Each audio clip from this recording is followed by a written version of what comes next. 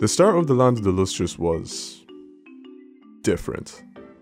Honestly, I felt like your normal human being that loved these shows right here. Probably? Nah, they dropped it and definitely lost interest by now. Something I most certainly did not do myself. 3 times. Bang! Straight from the first episode, you're already outside your comfort zone. Introduced to a dystopian Earth future inhabited by mineral gem, unisex, immortal organisms. Each one hundreds to thousands of years old. Would you still rather watch Demon Slayer? Okay.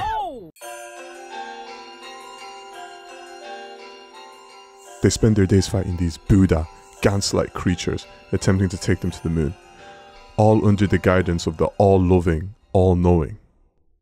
Did I mention all-compassionate and all-powerful? Sensei. Shrouded in mysteries at this point in time, all we know about him is that when he shows up, your controller stops working. phos, being the main character, is obviously completely fucking useless. Oh shit! My bad. And no, she's not useless in just a stupid, detrimental, or weak way.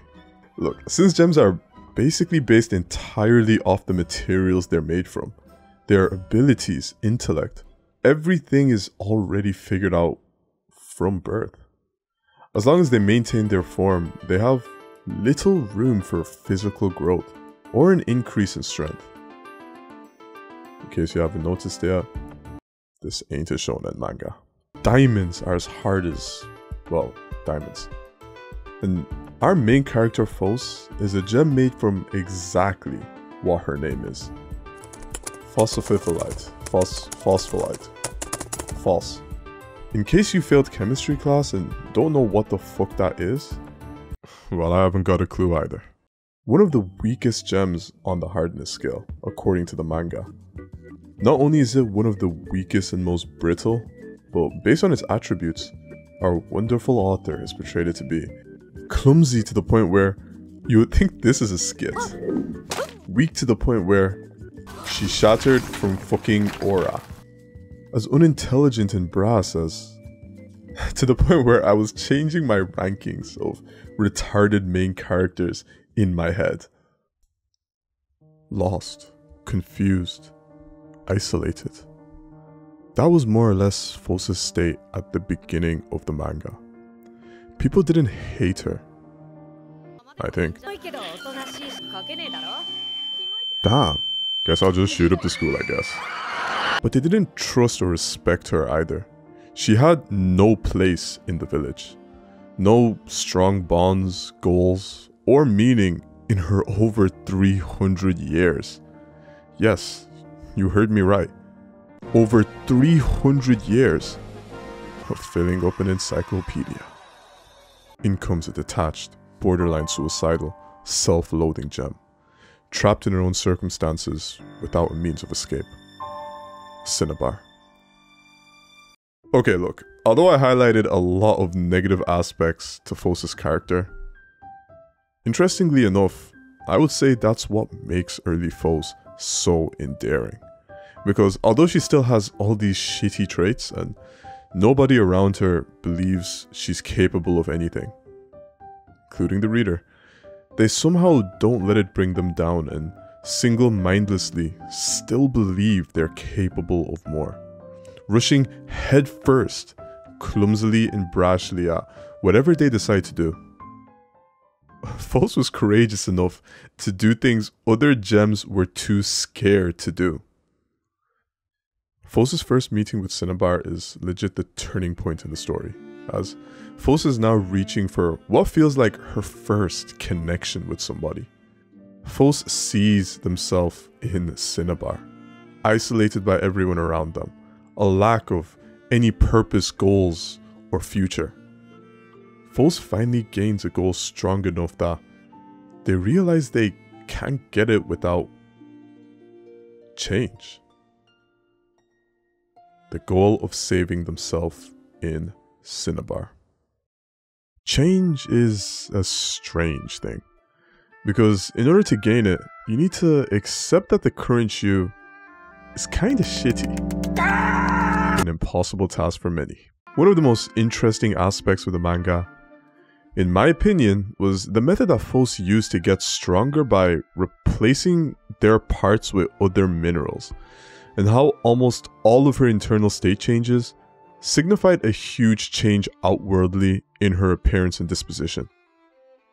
Inclusions, the soul, are actually tied to the gem's physical body, so swapping out parts swaps out the soul or personality of these gems directly. And phos apparently has the strongest inclusions out of all the gems. Finally, a shonen-esque standout ability. Why are we doing here just to suffer phos? After losing Antarctica, with the addition of gold and platinum to her body, gained strength at the cost of what feels to be an added weight of gold to her core. She appears repressed, tired, and missing earlier bouts of drive and confidence. Lapis phos, after gaining lapis lazuli's head, gains high intelligence at the cost of everything that came with, well, monkey brain intelligence. And let me not even get started on all the other phoses. As experience slowly shape and mold her, she no longer contains just a pure spectrum of emotions like all the other gems based solely on her singular crystal form. She becomes an amalgamation. She becomes more human. Funny enough, phos unironically became an actual school shooter. Through all this change and improvement, when she saw people still hated her, didn't understand her, failed to look at the world through her lens, and she was still just as alone before, she just lashed out at the world. Honestly, as a reader, I was happy as fuck at this moment. Look, I'm not even gonna hold y'all. I don't need to hide my feelings about the matter to certain communities. Yeah, you fucking buried my girl, guy, they in a box. Fuck out of here. Apologizing now, after splitting me into pieces and burying me like a fucking dog buries sticks. Fuck out of here. You lost something important too and just wanted revenge? Guess we're in a cycle of hatred then. Look, phos tried so hard to help you, and you found your happiness in her misery. Fuck out of here with that emotional flashback scene. Not just phos, but even as a reader, I was bathed in the same emotions she was going through. Anger, loneliness, hatred, an inability to connect with anyone. I wanted to see everything burn, even at the cost of phos's salvation. I honestly love the angle Ishikawa took with phos's revenge arc, because it felt like she could have easily written the ambiguities and scenarios to a slight shift, and it would have had the complete opposite effect as a reader. Because, well, let's be real, phos wasn't free from guilt either. It's this nuance that Ishikawa perfected that separates a lot of readers. Like, a lot, not gonna lie. It was like Ishikawa somehow made phos the main character, while, you know, still somehow making other characters' paths and personal thoughts matter. Like, there were times where I was like, damn, well, this happened to me just the other day. As soon as I saw phos beg the Lunar King for revenge, looking like a fallen Buddhist Vita, I honestly got shivers. It felt like I was walking through phos's pain with them, seeing the selfishness of those around her clash with her own, the dejection of being continually rejected, the feelings of what you would think is betrayal by the last person you trusted. As humans, many of us would have, and have, reacted to her environment and conditions the same way to varying scales. Life is fucking hard, but not as hard as those fucking Lunarians and their dastardly scheming. We learned everything that happened was all just a plagued rights level ploy by the Lunarians in order to artificially create a human that would inherit Adamas's ability to finally destroy their souls. Adamant, out of all the gems, no, out of any life form in existence, was the only person that stood on phos' side from start to end, carefully doing all he could and accepting all phos' negative aspects without hesitation. He actually went and saved phos at the behest of this angry-ass, deranged BTS mob and ignored everyone's safety when they split her apart and buried her. He was the only one that would listen. The only one that tried to, regardless of the consequences that came back to him. Compassionate, patient, loving, kind, and most importantly, selfless. So when phos turned on him and told him to just disappear, that's when I knew, yeah, phos is going through it right now.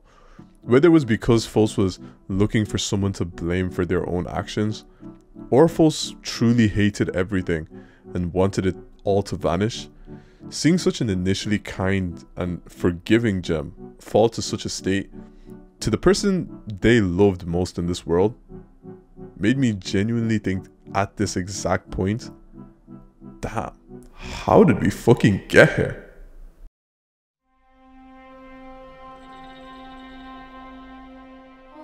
A millennium of suffering alone passes by as phos adapts to taking Adamant's powers as the Lunarians planned. I fuck you not, if I was phos, I would be plotting and tweaking on some Griffith level shit. But what does phos do when the people they hated lined themselves up in front of them? The people that manipulated their life, forcing them to feel hate and suffering, they forgive. Why? Even though this was nuanced, I brought it down to two reasons that I thought was possible. Because phos gained Adamant's intelligence, and in doing so, became fully capable of understanding the meaning and subtleties to everyone's actions. Just as phos was living selfishly, carrying out what they thought was the right for themselves, so was everyone else. Things phos and us readers looked past before, due to her own selfishness and wanting the world to revolve around her, probably showed themselves in plain sight to her now. Because phos was just built like that. Although this was probably one of the reasons why phos was initially chosen. So phos forgives them, and if it were me, I would say thank you and disappear as soon as possible too. I felt somber reading this. After all, this was the end of a journey, one of clashing ideologies and perspectives. The decisions phos made was based off of this and shaped the path she walked, as she searched for some new goal or meaning, one after another to fill up the void in their chest. Phos's prayer to me was a sign that they were going to stop and rest, that everything was now truly over. Except phos fails in destroying herself and is back at square one now. Phos is once again alone, unable to destroy itself, just when I was thinking, damn, that fucking sucks. These goofy ass sentient rock creatures come out to remind me of two things. Number one, our starting premise was talking gems, so there's technically nothing wrong going on right now. Kinda like, you know, that one movie. What the fuck, these rocks are actually cute as fuck. Like, if a bunch of earlier phoses did a shadow clone jutsu and, you know, turned into rocks or something. Simple, kind-hearted, and friendly. It looked like God phos finally found her people. Rocks. After God knows how many years. It was through this kindness that phos realized, after all these years, that damn, I think I fucked up. Because no matter how much stronger phos got, how much wiser she got, or how much she distracted herself with her grand ambitions and quests to supply her with meaning, at the root of everything, all phos wanted was this: talking to sentient rocks. It's funny how complicated people need to make things in order to cover up such a simple desire. A simple desire that we avert our eyes from. A truth about ourselves that we don't want to admit we have or want. Or maybe we don't think we're capable enough to deserve it. I always found Cairngorm's constant contrast with phos to highlight just how much of a difference understanding yourself and loving yourself can actually make in not only attracting others, but just being an overall more happy. And look, I'll be honest, the ending still kinda confuses the fuck out of me. Even as I'm writing the script, Ishikawa just left way too many nuances, subtleties, and interpretations for me to simply take my own as the end-all be-all. But honestly, even though I kept putting this shit off again and again and again, and I usually don't like reading manga like this, I'm happy I took the leap of faith and gave it a shot. Persistently living day to day with a new goal in mind when one fails or succeeds at the last, without ever sitting down to contemplate why. And even though phos's answer might not be the only answer, I think this story, like so many other great stories, really tries to answer the question of what it means to be human, and agree or disagree with the direction that was taken. It was certainly fucking memorable.